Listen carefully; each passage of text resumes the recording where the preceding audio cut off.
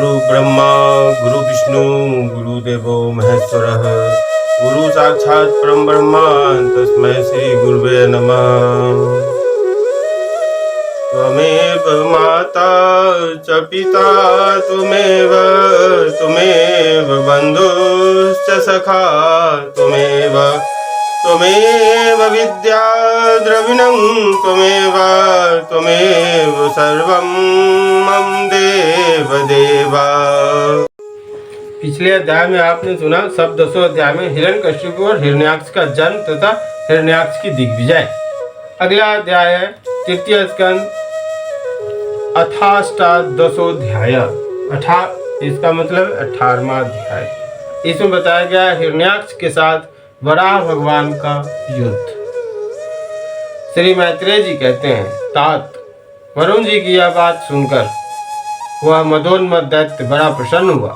उसने उनके इस कथन पर कि तू उनके हाथ से मारा जाएगा कुछ भी ध्यान नहीं दिया और चट नारद जी से श्री हरि का पता लगाकर रसातल में पहुंच गया। वहां उसने विश्व विजयी वराह भगवान को अपनी दाढ़ों की नोक पर पृथ्वी को ऊपर की ओर ले जाते हुए देखा। वे अपने लाल लाल चमकीले नेत्रों से उसके तेज को हरे लेते थे। उन्हें देखकर वह खिलखिलाकर हंस पड़ा और बोला, अरे यह जंगली पशु यहाँ जल में कहाँ से आया? फिर वराह जी से कहा, अरे नासमझ, इधर आ, इस पृथ्वी को छोड़ दे। इसे विश्व विधाता ब्रह्मा जी ने हम रसातल वासियों के हवाले कर दिया है।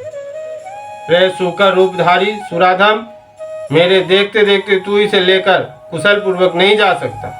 तू माया से लुक छिपकर ही दैत्यों को जीत लेता और मार डालता है।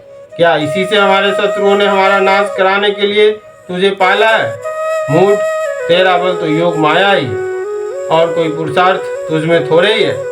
आज तुझे समाप्त कर मैं अपने बंधुओं का शोक दूर करूंगा।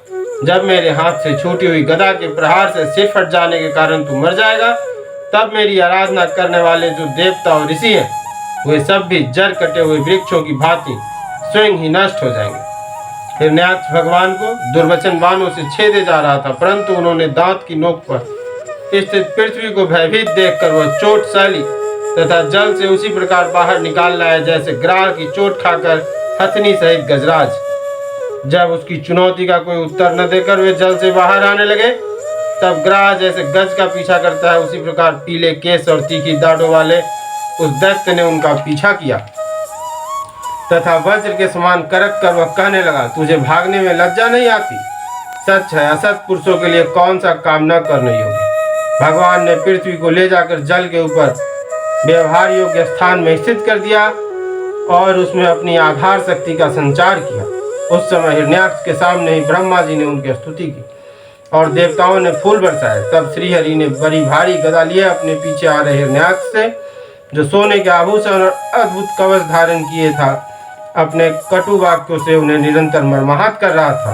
अत्यंत क्रोधपूर्वक हंसते हुए कहा, श्री भगवान ने कहा, अरे सचमुच ही हम जंगली जीव हैं जो तुझ जैसे ग्राम सिंहों मीन्स कुत्तों को ढूंढते फिरते हैं। दुष्ट वीर पुरुष तुझ जैसे मृत्यु पास में बंधे हुए अभागे जीवों की आत्मसलाधा पर ध्यान नहीं देते। हाँ, हम रसातल वासियों की धरोहर चुराकर और लज्जा छोड़कर तेरी गदा के भय से यहाँ भाग आए। हम में ऐसी सामर्थ्य ही कहाँ तेरे जैसे अद्वितीय वीर के सामने युद्ध में ठहर सके। फिर भी हम जैसे तैसे तेरे सामने खड़े हैं। तुझ जैसे बलवानों से बैर बांध कर हम जा भी कहाँ सकते। तू पैदल वीरों का सरदार है, इसलिए अब निशंक होकर उधेर गुण छोड़कर हमारा अनिष्ट करने का प्रयत्न कर, हमें मारकर अपने भाई बंधुओं के आंसू पोंछ। अब इसमें देर न कर। जो अपनी प्रतिज्ञा का पालन नहीं करता वह सब है भले आदमियों बैठने लायक नहीं। मैत्रेय जी कहते हैं, विदुर जी, जब भगवान ने रोज से उस दैत्य का इस प्रकार खूब उपहास और तिरस्कार किया, तब वह पकड़ कर खिलाए जाते हुए सर्प के समान क्रोध से तिलमिला उठा। वह खींचकर लंबी लंबी सांसें लेने लगा। उसकी इंद्रियां क्रोध से क्षुब्ध हो उठी और उस दुष्ट दैत्य ने बड़े वेग से लपक कर भगवान पर गदा का प्रहार किया, किंतु भगवान ने अपनी छाती पर चला हुई शत्रु की गदा के प्रहार को कुछ टेढ़े होकर बचा लिया, ठीक वैसे ही जैसे योग सिद्धि पुरुष मृत्यु के आक्रमण से अपने को बचा लेता है। फिर जब वह क्रोध से होठ चबाता अपनी गदा लेकर बार घुमाने लगा। तब श्रीहरि कुपित होकर बड़े वेग से उसकी ओर झपटे। सौम्य स्वभाव विदुर जी, तब प्रभु ने शत्रु की दाई भाव पर गदा की चोट की, किंतु गदा युद्ध में कुशल हिरण्याक्ष ने उसे बीच में ही अपनी गदा पर ले लिया। इस प्रकार श्रीहरि और हिरण्याक्ष एक दूसरे को जीतने की इच्छा से अत्यंत क्रुद्ध होकर आपस में अपनी भारी गदाओं से प्रहार करने लगे। उस समय उन दोनों में ही जीतने की होड़ लग गई। दोनों के यंग गदाओं की चोटों से घायल हो गए थे।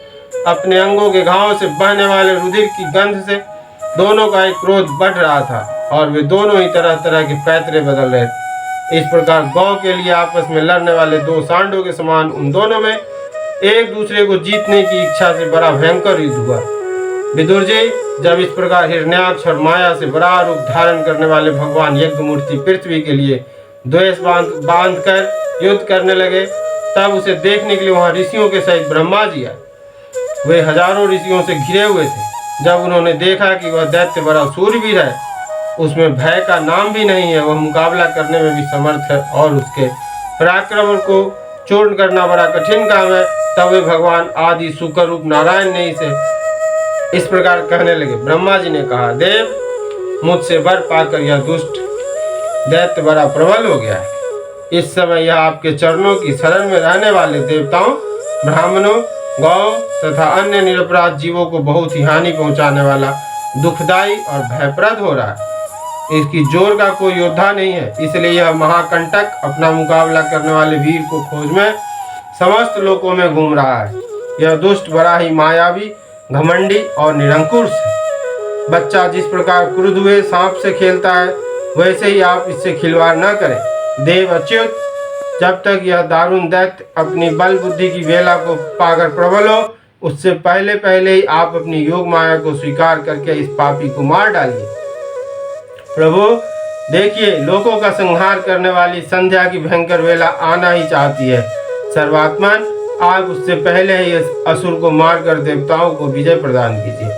इस समय अभिजीत नामक मंगलमय मुहूर्त का भी योग आ गया है, अतः अपने सुहृद हम लोगों के कल्याण के लिए शीघ्र ही इस दुर्जन दैत्य से निपट लीजिए। प्रभु, इसकी मृत्यु आपके ही हाथ बदी है। हम लोगों के बड़े भाग्य हैं कि स्वयं ही अपने काल रूप आपके समान आ पहुंचा है। अब आप युद्ध में बलपूर्वक इसे मारकर लोगों को शांति प्रदान कीजिए। इति श्री भागवत महापुराणे पारमहंस्यां संहितायां तृतीय स्कंधे हिरण्याक्ष वधेष्टादशोऽध्याय। भागवत भगवान की है आरती, पापियों के पाप को है तारती। ये अमर ग्रंथ, ये मुक्ति पंथ, ये पंचम वेद निराला, नव ज्योति जलाने वाला। हरि नाम यही, हरि धाम यही, यही जग मंगल की आरती। पापियों को पाप से है तारती, श्री भागवत भगवान की है आरती। ये शांति गीत पावन पुनीत, पापों को मिटाने वाला, हरि दरस दिखाने वाला। यह सुख करनी, यह दुख हरनी, श्री मधुसूदन की आरती। पापियों को पाप से है तारती, श्री भागवत भगवान की है आरती। ये मधुर बोल जग फंद खोल, सन्मार्ग दिखाने वाला, बिगड़ी को बनाने वाला। श्री राम यही, घनश्याम यही, यही प्रभु की महिमा की आरती।